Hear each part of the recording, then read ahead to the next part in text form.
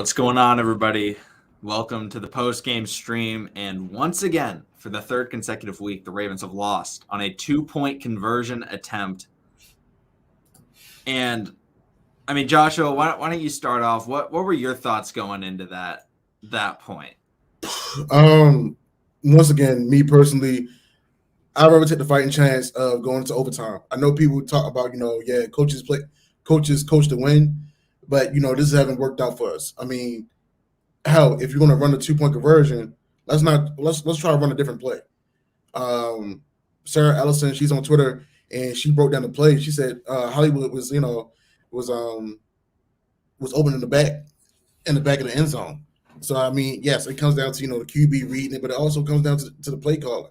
I mean, how we did a hell of a job to fight our way back into it.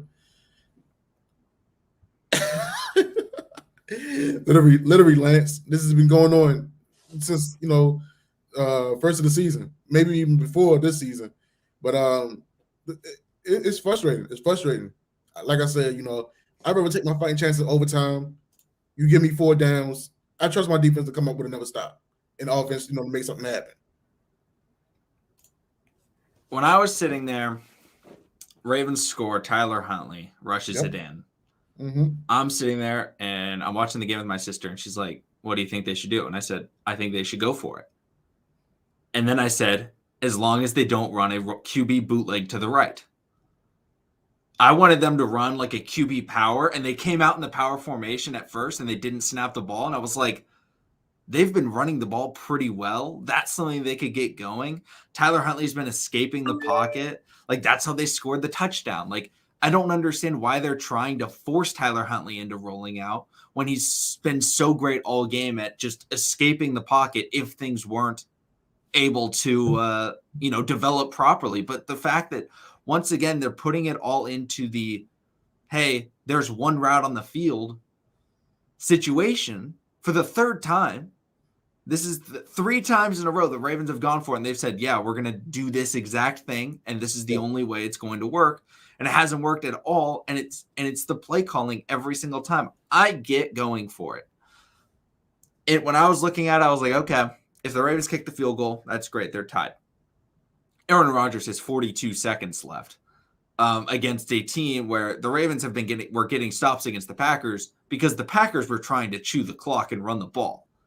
It wasn't necessarily because they were clamping the Packers and Aaron Rodgers throwing the ball. They were doing fantastic throwing the ball. Rodgers was finding players open all day long, but at the end of the game, they were like, you know what, we need to chew some clock, don't want any incompletions. So that's how the Ravens got their stop. So I was like, you know what, might as well. And also, if the Ravens lose the coin toss, I didn't think they were getting a stop against Aaron Rodgers.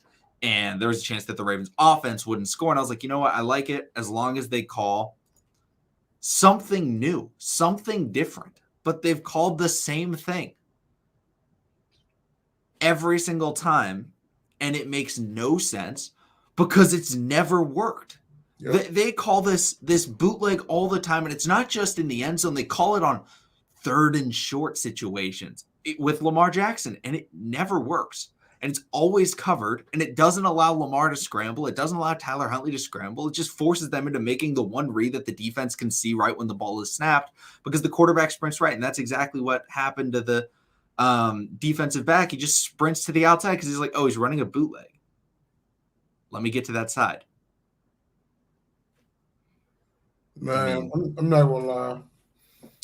I think it was when we got the 24 points, and that whole left side of the field of real estate was open, and he was still trying to pass the ball.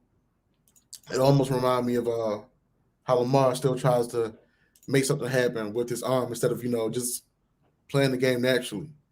I'm so glad he figured it out. to go to the bootleg to the left and run it in for a touchdown. Well, I mean, I get what everybody's saying, but at the same time, you know what? We can talk about numbers, we can talk about percentages, we can talk about analytics, stats, all that. We just never know what could possibly happen. I mean, and then honestly, we don't. It's something we're not addressing. When we first got down there, yeah, we went for it on fourth and fifth, 5, one of the first possessions of the game. Instead of just going to kick it and get the 3, we went for it on 4th. And I understand you playing against a high-powered, offense. You playing against A-Rod. You got to get touchdowns. Yeah. But the more you add those points up, things can work in your favor. We can't keep on leaving points on the board because of, we got a good feeling. Just go. Sometimes you got to go for sure thing and just, make something happen. It's almost like watching a game of it's almost like watching a game of Madden or 2K. Those and people may say, what's the relevance? The relevance is if you play 2K, you play Pro-Am, even if you play like Mutt Squad on Madden, it's all about momentum. If you take away someone's momentum, anything can happen. In 2K, I would tell my team, hey, let's get the points. Let's just get the points. If it's a 2-pointer, let's get it. The defensive stop is going to come. The 3-pointer is going to come. If you go here, you got one of the best kickers in the league on your team. Just take the 3 points. The touchdowns are going to get there. Defense is going to get you maybe 1 or 2 big game momentum stops. Shout out to Justin Matabike on taking on that offensive lineman and still, getting a sack on A-Rod, and changing the momentum.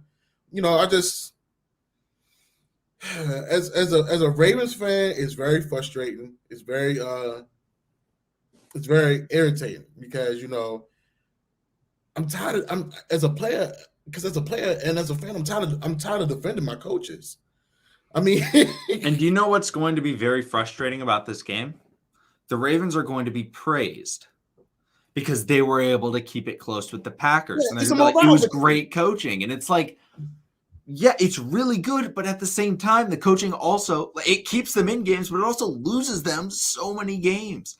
Like, it's like, oh, yeah, the offense looked good. Tyler Huntley looked good. But at the same time, when it came down to it, the Ravens need a play call. Greg Roman picks the same play call he calls half the time when they go for 2. And I don't think it's ever worked for the Ravens in a 2-point conversion. And it's just coming down to it, down to the wire. The coaching is letting this team down, and they're getting praised for it every single week. And I agree with Nubian Sage. He says Harbs never learns. I mean, I understand going for 2, but when you've lost 2 consecutive weeks on failed 2-point conversion attempts, yeah,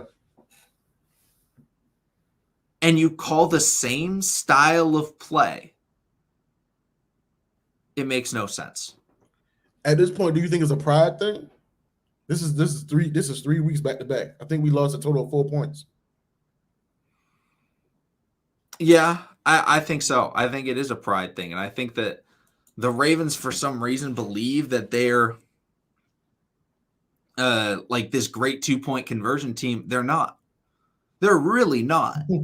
They're atrocious because they don't ever run the ball in 2-point conversion. I was like, run the ball. Like, it's been working well. Put in the power formation, run the ball with Latavius Murray, and pound it in. Like, do that. Don't, like, call a play that is designed to go to one guy that can be covered that you've called to the same guy back-to-back times. And it's like, yes, I love Mark Andrews. He played a heck of a game. But the dude also, like, just got hurt, like, 2 plays before that. I literally tweeted that. While we went in a 2-point conversion to, yes, arguably one of our best targets on the offense, but at the same time, he's still banged up. That hit from Adrian Amos, shout out that he came out and played, because he's a Baltimore guy. But at the same time, it's like, you don't want to keep on targeting someone that's lingering with an injury. Like, be smart about the moves, man. Now we're as I'm looking at the playoff picture right now, we're on the bubble. And there's the Ravens still have to play the Bengals. They still have to play the Rams, and they still have to play the Steelers. I mean, that's going to be really tough, especially when your whole problem has been that they keep making the same mistakes over and over again. And Mr. Chief brings up, we rolled out last week as well. Ended up being a pick. Exactly. Exactly. And that's what we all saying. Like, like I said, me personally, I'd rather go ahead and get the extra point, fight it out in the OT. We never know what can happen. Yes, depending on who we play, they could get the touchdown on the first possession, but sometimes defense can shows up and we can make a drive and get the 3 points. So I get it from both spectrums. Sometimes I'd rather play it safe and bet on my team. Yes, it's a depleted ass team, but this team has rise to the occasion to play against Green Bay. So I would have took my chances in OT. I think John Harbaugh needs to go. I really hope all three that he goes. I hope all of them go. I'm okay with keeping Wink. Maybe promote Wink to the head coach, as they try and find an interim head coach till the end of the year. Like, at least keep somebody in-house. But, I'm fine if they fired all three. But just looking at it, Roman's been atrocious in so many games. And Harbaugh losing 3 consecutive games. On play calling, I'm okay with the decision. But it's just consecutively, just like the same poor decision keeps hurting them in that Greg Roman's picking poor plays in crucial situations. And when you have that and he's not addressing it, and Justin says, who are we going to replace him with? It doesn't matter. At this point, the Ravens aren't winning the Super Bowl playing like this.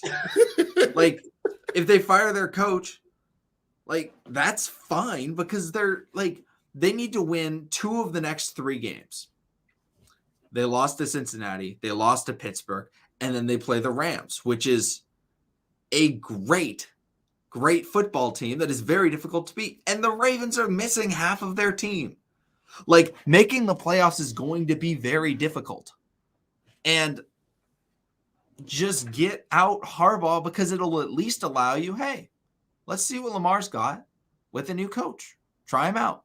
And I'm okay with that. Now, I would love for the Ravens to try and make a run and win the Super Bowl.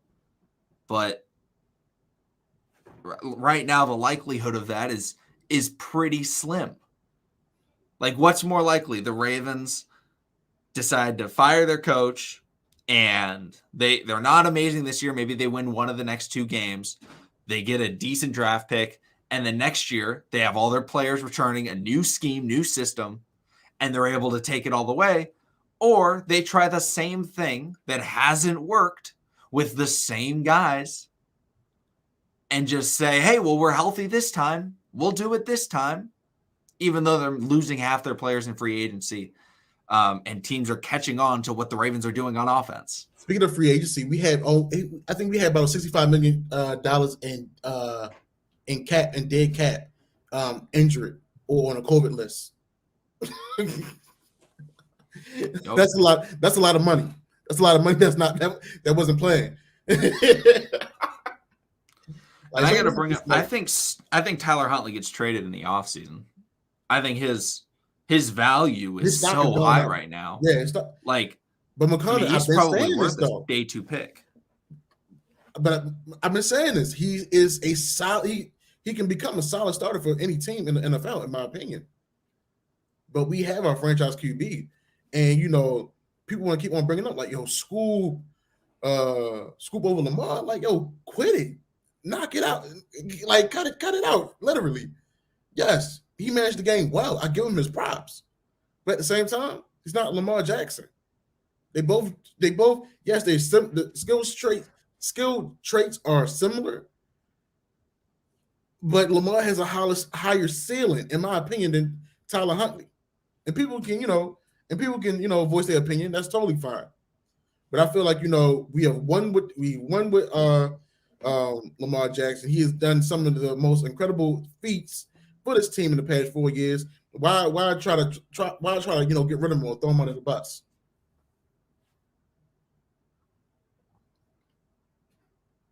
Yeah. And if the issue is people bring up oh, don't fire Harbaugh, fire Greg Roman. Harbaugh's the guy that would be in charge of firing Greg Roman. If he's not doing it, you have to fire the guy that won't fire him. It has to be a domino effect. And Team Remy brings up scrape the piss poor rollout play. It's never worked for this team, and it's been called for the last 3 years. It feels like they call it all the time, and I don't think it's ever worked. It's atrocious what they do consistently that doesn't work, that they believe will work. And it's not just in the rollout play, it's the going for two when down one. This team sucks at going for two. Go for two when you need to go for two. When you're losing to the Colts and you're down by 8 and you score and you're trying to tie the game, go for two. You need it. But do not go for two if it's not necessary, because they're so bad at it. And maybe if you go for two, run the ball. Run the ball. Try something new. You're literally right there. So, I mean, get 2 yards. This team is a top 3, I believe, rushing attack in the NFL. Yep. They got Lamar Jackson. If they don't have Lamar Jackson, they have Tyler Huntley, who's also great at running the football. Latavius Murray was doing. I'm going to check the average yards per rush for the Ravens in this game. Let's see here. It had to be at least about 4 to 5 yards. Latavius Murray averaged 6.9 yards per carry. Devontae Freeman averaged 3.7, and Tyler Huntley averaged 5.6. All of those would have been good enough to get into the end zone if they had an average run. And the benefit of that is then it's not putting it all on this one throw to this one guy, because there's so many things that need to go right. Not only does the defense not have to predict the same play that they've been calling over and over again, right, then you have to get a really good throw, because that throw is still a tough throw to make. Mm-hmm. Has to be. It wasn't an accurate throw. It was a little bit behind Mark Andrews. It wasn't going to be caught, even if the defender hadn't gotten the hand on it. It just takes too long to develop. Has to be a great throw. Has to be a great catch. And when you're throwing an out route like that, the defender always has a chance of making a play on the ball, and that's why he got picked out last year. Or last week, it got picked off. Oh, man. Dang, I forgot. I was about to ask you something, McConnell. Like, it's... I can't wrap my mind around it. And, I don't know. Oh, I got it now. First quarter. Did you see our fastest wide receivers bumping to each other? I don't know. When did that happen? It was literally like first quarter. Rashad Bateman and Hollywood bumped into each other, going in the damn near same route of their plays, like 2 big crossing routes. Oh my gosh, that's so annoying. Ro Raven Smith, thanks so much for the looks like Canadian super chat. Says, we never think running the ball is an option for the 2-point, but whenever we go for a touchdown at the goal line, we run. Has QB power ever failed? That's a great point. I swear, every time we get to the 1 yard line, it's like, oh, let's just run it up the middle. But then they're like going for 2 from the 2 yard line, and they're just always like, all right, let's run play action rollouts and get really tricky. Like, just pound the ball. Ravens football. That's a great point. They never throw the ball on 4th and 1, or from the 1. At this point, I feel like as a Ravens community, everybody gets one play, form it up, make a playbook, drop it off at Owens Mills, because this right here is not. It's heart wrenching. And then on top of that, you're still trying to make a playoff run. Right now, we're 8-6. We're on the bubble. We're sitting at the 8th spot. And surprisingly, the Steelers are winning, and the Steelers got one up on us. The Browns, did we? I forgot. Did we tie with them? Yeah, we're tied with the Browns. And they play against the Raiders. I feel like they may take that game against the Raiders. It's interesting, and like people right now, with the way we're playing, with the way the games are being called, they feel like we can possibly win out and still make it in the playoffs. Right now, if we did win out, we're getting knocked out in the first round of the playoffs. I'm sorry to say that. I'm just being realistic. Yeah. I mean, it's like the team fights hard, but fighting hard is only so much. When you get down to it, if you're not calling the right plays and you're making poor decisions, no matter how well your players are playing, you're not going to get it done. That play call by the Ravens could not have worked because it was predicted by the defense. The defense do, and I don't understand why it's like if they are going to run like the power run, like they came out in like the super heavy set the first time. Like, why don't they come out in a normal set with Latavius Murray, and Mark Andrews on the line, and then just say, hey, yeah, we're gonna, yeah, I see Ro Raven Smith is suggesting like a read option with Latavius Murray. Yeah. Like, just get somebody out there. And we were gashing them up the middle. Like, that's so ridiculous in how the Ravens were able to move that ball and just completely don't run the football. Like, that's your identity of this team is running the ball. This game by far was one of the best running performances by Latavius Murray when he was going north and south. Yes. He just kept churning his legs and getting up the field. Why not go to there? And it's like, oh, how did they score their touchdown? How did they score their last 2 touchdowns? Tyler Huntley escaping a pocket, not a designed run, and then rushing it in. Why isn't that an option? Why are they forcing him to roll out to the right, take away most of the field, and then do that? And YPC, thanks so much for the super chat. Says, if Harbaugh and Greg Roman not gone after this season, either they're a kiss-ass type of person or this franchise doesn't like changes. Dro, the only change I feel like we liked was back 4 years ago. And that was when Flacco got hurt and they had to put Lamar in to lead us to the 6-1 to the playoffs. Literally, I feel like if we don't make it to the playoffs, this will be a game. This will be a season where either EDC really calls the plug and fire John Harbaugh, or he's back in the hot seat again. Because he's got to be on the hot seat. Lamar Jackson has been saving his coaching career, if we're being completely honest. Outside of winning the Super Bowl, he's got to be on the hot seat. If you lose 3 consecutive games off of your decision, you're going to be on the hot seat. Like, off of your decision. And I understand the analytics. I like the analytics. I like going for 2. However, when you're also terrible at going for 2, then the analytics don't make sense for you. Like, it seems like they look at like broad teams and they're like, most times, yes, going for 2. However, the Ravens 2-point conversion success rate is like, I wonder if I can look that up. Actually, I'm not going to do it on my computer. My computer's being really slow. I'll look it up on my phone. I got you. Ravens 2-point success rate.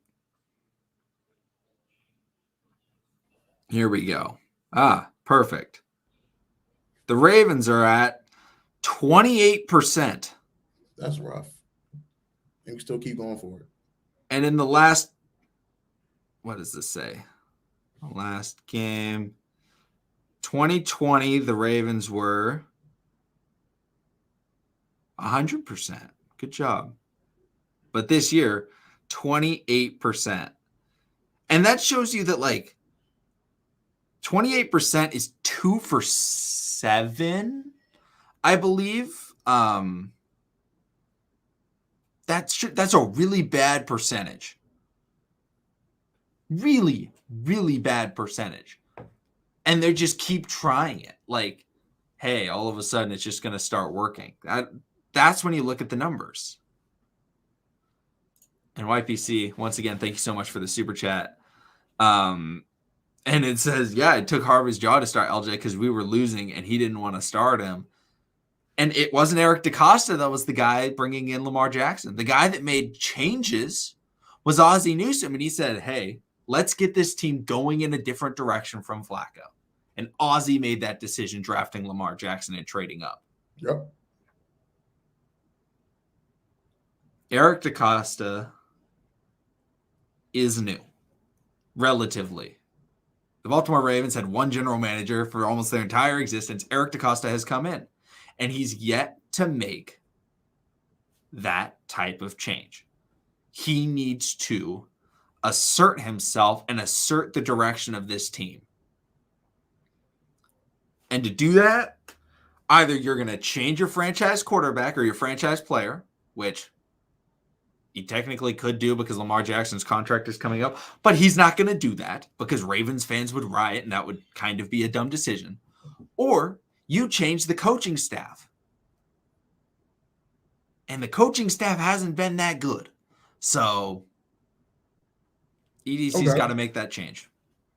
I want to say EDC's the third one because it started with Art Modell, then Ozzie. Well, I think Art was the owner, right? Okay. All right. Yeah. I'm thinking, you know what? Yeah, because Art Modell was with Ray Lewis and that whole debacle and everything. Got you. All right. So I think. I guess this next question, because I don't know if you saw it, EDC was on the sideline. Ooh. Now, with EDC being on the sideline, I mean, I know, you got your general managers, you got your owners, they love the game, and sometimes they want to be up close and personal. But, we don't really see EDC on the sideline a lot. Could that also be that could have also been a pressure cooker as well?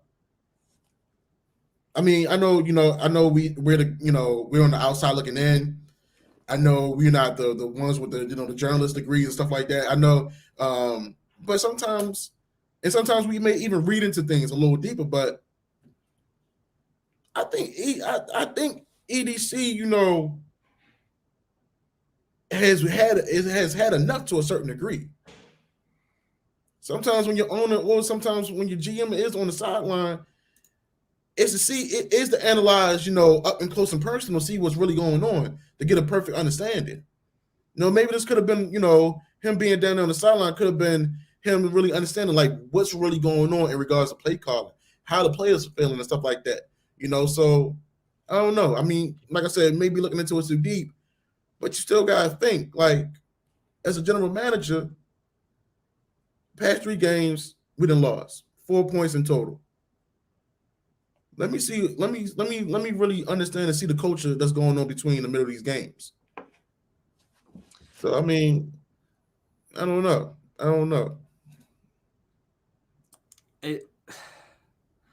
The way that the Ravens have played, and YPC, thank you again for this super chat. But this is a fantastic point. How are your special teams coach? But don't take field goals to win or go to overtime. That's factual. Like I said, this game could have been 33-31 if we would have went here to that field goal in the beginning. Another one, we was on our 30. We went for it on fourth and whatever. Instead of just punting the ball, no, you're going to give Aaron Rodgers, one of the best quarterbacks, that has one of the best wide receivers, and also Aaron Jones is running like a madman possessed as well. You're going to put him at our 30-yard line. Help me understand what's really going on. Yeah, and the other thing about it is, like, people are talking about, like, going to overtime, it's not a guaranteed win. No, it's not a guaranteed win. However, if they try and go to overtime, they do have to stop Aaron Rodgers with about 42 seconds left, which is tough, but it's possible. Yeah. And then win the coin toss. And even though it seems like, that's so unlikely, when you're sitting there with a 28% success rate for 2-point conversions, what do you have a better chance at? 28% to get that 2-point conversion with the same type of play that they've called in back-to-back weeks and lost on with your backup quarterback. Mm-hmm. Or do you say, hey, let's take maybe it's a 50-50, or maybe it's 40%. We'll say there's, a 30% chance that Aaron Rodgers drives down and they win the game. But then if the Ravens, win that coin toss, they're probably winning that game. I think so. So it's crazy. Yeah, like when you hear the numbers, you really talk about things. It just sounds ridiculous to a certain to a certain degree. And it's like, but something else that kept on stressing me out. I kept on seeing my number one draft pick, my defensive end, in the middle of the defensive line, dropping back. Why is he not rushing up the field? And honestly, McConnell, I would have been very mad if he did not play the rest of the game because of that BS roughing the passer call. I mean, I saw John Harbaugh chewing him out, but at the same time, like, look, that was he Aaron Rodgers had that Tom Brady effect. Some calls you're just gonna get, when you're you who you are, because that literally was a love tap. He didn't mean to. He did ease up. Things happen. So, I'm glad he let him keep on playing, but at the same time, it's like, yo, I keep letting my dogs get up the field. Keep letting my dogs get up the field. Because we before the 4-man rush, we were getting some pressure. But I would have kept on attacking that right tackle. I don't care who it was. I would have kept on attacking as much as possible. Absolutely. I think the Ravens definitely played conservative, and I understand that. I felt like defensively they played the way that they should have played. That's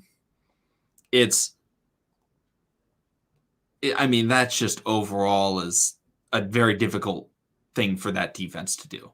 Not having any players really in that secondary, they gotta do that. I mean, they just had to try and play. Like, they had to know if they're going to win this game, they're going to have to put up 30 plus points. Like, that's just how it's going to have to go. And they knew that. And that's why they went for the touchdown early on in the game. But